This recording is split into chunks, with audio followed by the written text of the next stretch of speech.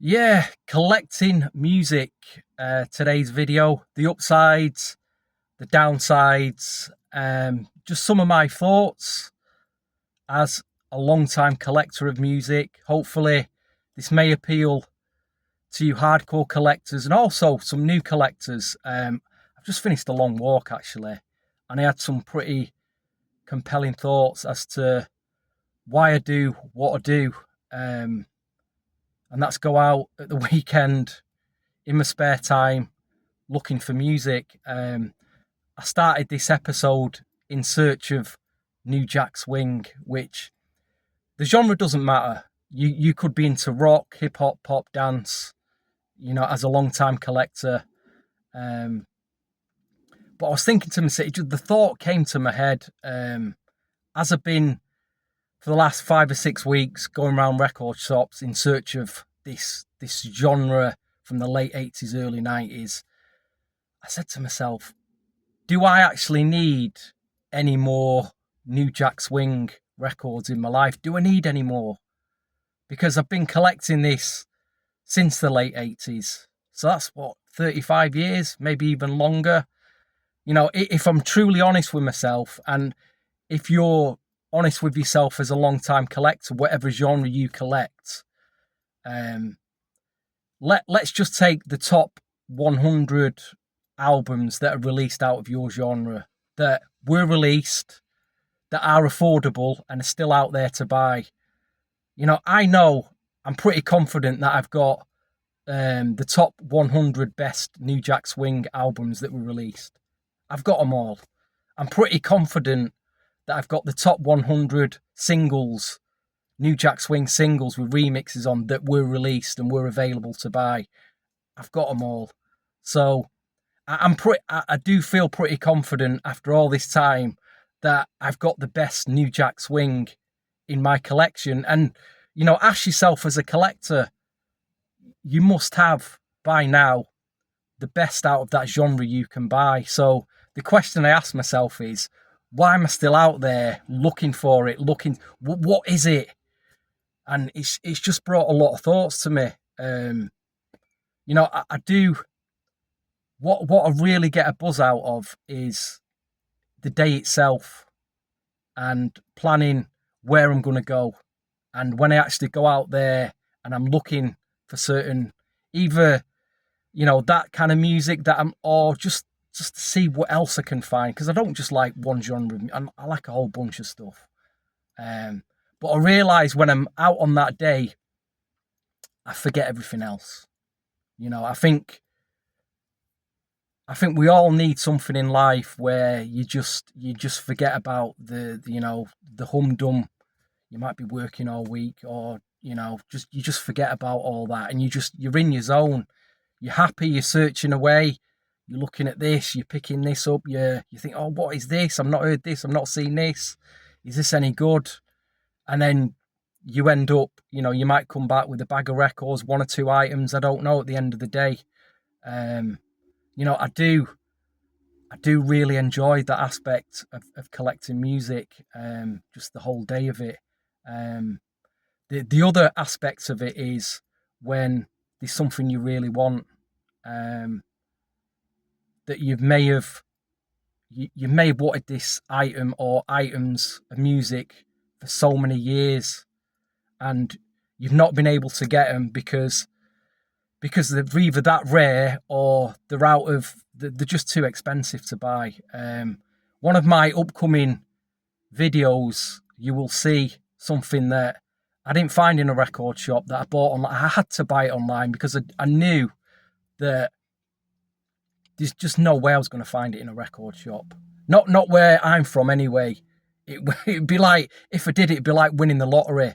And I've only seen this particular. It's a CD single. It's a promotional CD single, never released properly into retail stores. I think there may be between 500 and 1,000 pressed up of this particular promotional item. And I have seen it a couple of times over the last 20 years on eBay or Discogs, and it's gone for a very high price. And this time around, it came into a price bracket that still expensive, that I can just about do that. It'll kill me to do it, but I'm not going to see it again. Or if I do see it again, it's going to be even more expensive. So I get this thing. It comes in the mail. I'm excited. I open it. I'm like, wow. I play it. I'm like just blown away. But then like half an hour later, I put it on the shelf. And as a collector, you're on to the next thing.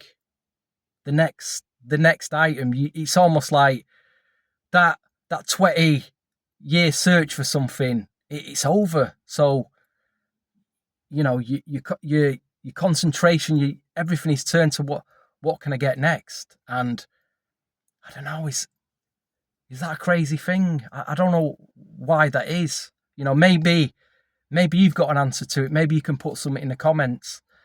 The other aspect is I was on a podcast like last night and we were talking about a particular item, and I had the album on CD, and I know on the podcast there was a few others, and someone had a vinyl copy and someone had a cassette tape copy of the album, and in my head I'm thinking, I'm sure I've not got that on vinyl. I've not got an LP copy of it, and in my head I'm thinking, I've got to get this. I've got to get it on vinyl now. Or if I see the cassette tape, I've got to get it on tape. Now, I'm thinking to myself, why? Why are all these thoughts coming to my head?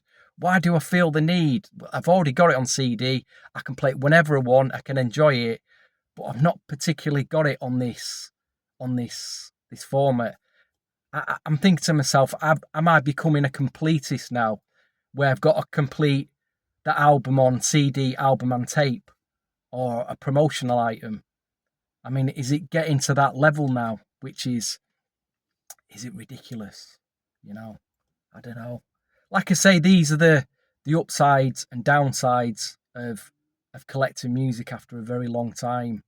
The other issue is kind of storage, where to put these things as well, which for a long time I had sorted out a storage space where I'd put these, put all my records and CDs in, but I'm coming to the point now where it's filling up. It's like, it's 85, 90% full.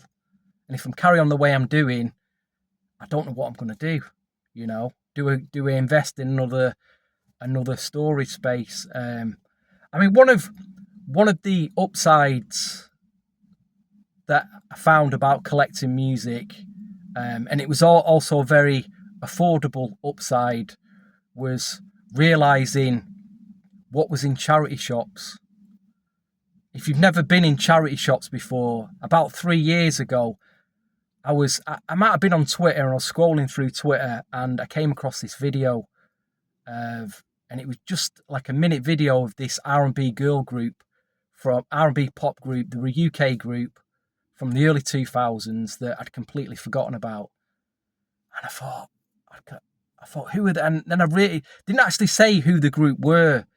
And I'm watching this video, I'm trying to work out who, and it just hit me who it was. And I thought, yeah, I remember them. Because at the time, I was doing a bit of DJing and I was on like record company mailing list, and they'd send out free promotional items like vinyls to play in a club. And I thought, yeah, I remember getting sent some of their records to play. But I don't think I ever got the album. They released an album.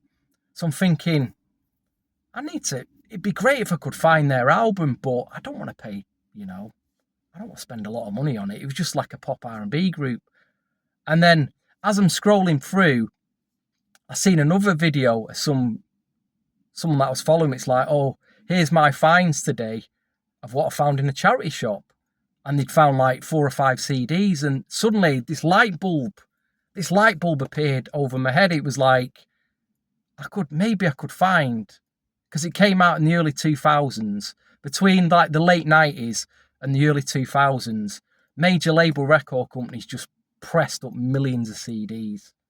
And I thought, where millions and millions were pumped out there. And even though I don't see them now, that kind of era of music in, say, a HMV in the UK, the last remaining retail music store, I'm not seeing it in the record shops that I'm going to. Where can I find this stuff apart from being online? Then that light bulb moment hit. Maybe I should just check out a few charity shops. And I remember when I'm on my way back home from work, in this particular town, there's a big shopping centre or shopping mall, and I always go past it. And I thought, and I know I'd looked on Google, there was like 3 or 4 charity shops in there. And I thought, you know what, let me just stop here on my way home, and I'll go in this particular, I'll just have a look. And it was a Friday, I'd finished work, it was about 4:30, and it was closing in half an hour. And I went through that, it was a big charity shop, big store, and I got to the back of it, and I looked at the media bit, and from like the ceiling upwards right down to the floor, it was just a huge rack of CDs. And my face, I was like, what? There was a huge rack of used CDs, and there's a sign saying 10 CDs for £1. I'm like, 10 CDs for what? This was 3 years ago. And I thought, there's no way I can go through this in half. So I'm looking through, and I pulls out like Brandy's first album on CD, which I already had, but it was like, what? I can get. And I was pulling CD singles out, other CDs from the 90s, different CD singles with mixes.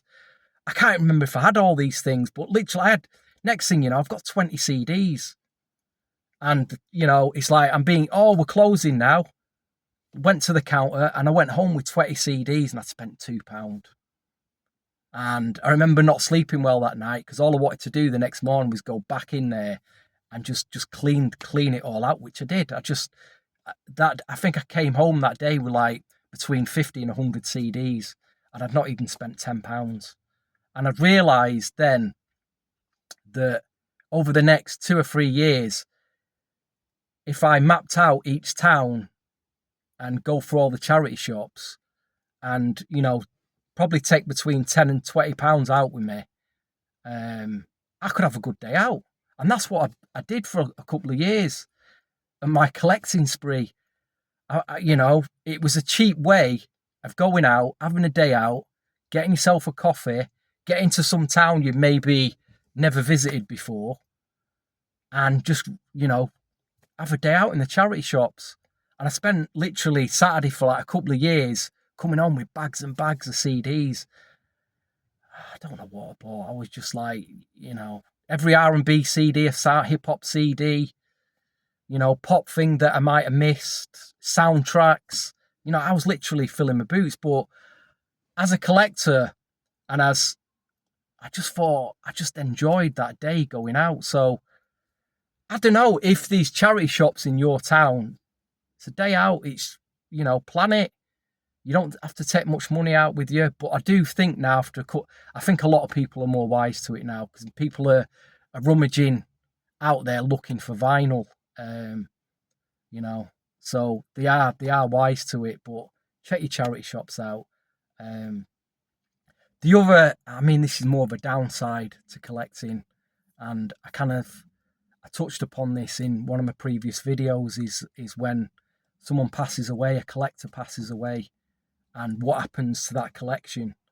And that crosses my mind. It's like, what am I going to do with my record collection? Because normally, and I have seen this in the past, someone's passed away, or someone's for whatever reason, needs to get rid of the collection, and it ends up a couple of ways. They might know a bunch of collectors who they can tell they're getting rid of, they're selling the stuff off to, and them collectors will go round and, buy stuff off them, or they'll go round the local record shops, and that the bulk of that collection, as I'm seeing now in my city, because dare I say, someone passed away that I knew from a radio station recently.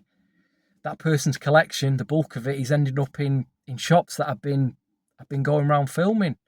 And that deeply made me think. It's like, it's like you're picking up stuff from someone who's passed away, and it doesn't make you feel too comfortable, but at least it's going to a good home. And it's made me think about what eventually I'm going to leave behind, what I'm going to do with it, who should I leave it to.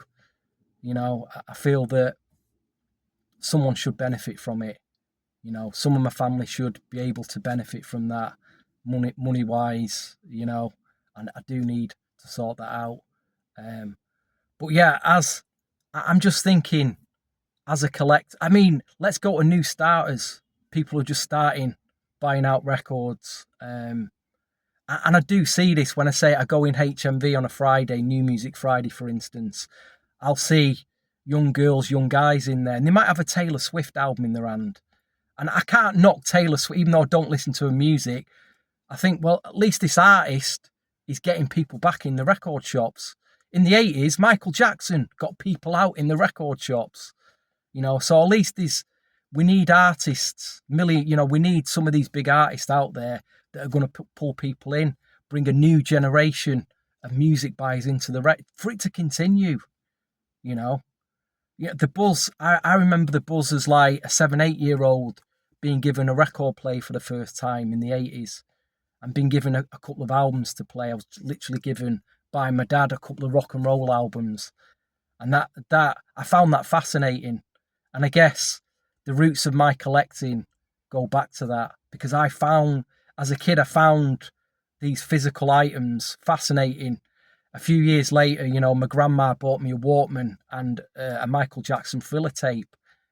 And, you know, as I got a bit more older and some pocket money, I'd spend it on music.